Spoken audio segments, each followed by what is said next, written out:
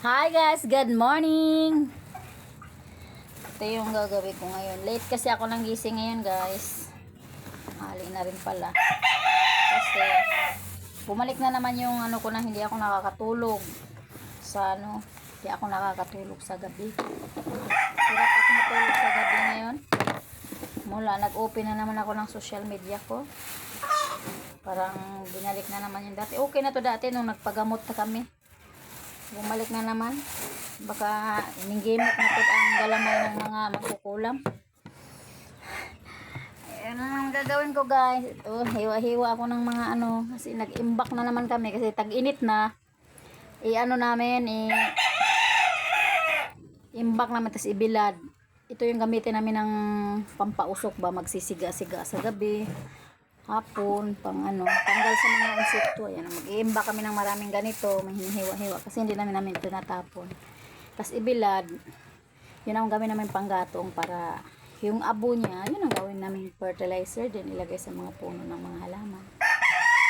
Ayan guys, kasi busy na ako sunod na mga araw. Bukas kasi aalis ako 5 hanggang 10. 5 days ako doon, mag-stay muna ako sa agency kasi nga expired na kasi yung mga medical ko, kaya balik medical ako ulit. Biometric bukas, tapos medical ulit, then waiting na lang tayo.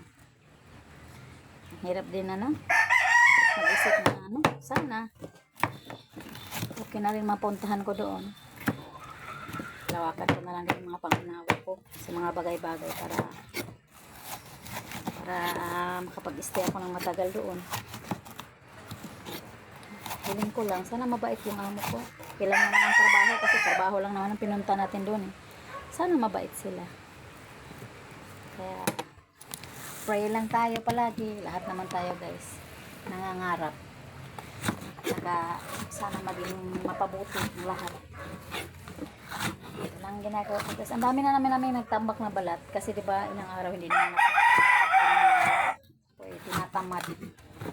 Yung iba kasi araw-araw nilalagay ko dun sa puno ng puno ng langka, mga balat ng kamuti kasi ang dami namin kamuti yung mga paninda kasi araw-araw.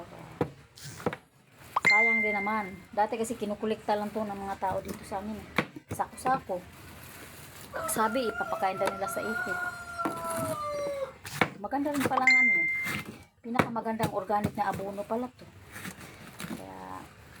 Total, may mga tinatanim na akong garyo na lang. Tambak na lang namin para ibilad. Pag init na sunod na mga araw kaya magagamit na namin to. Organic fertilizer. Thanks for watching guys.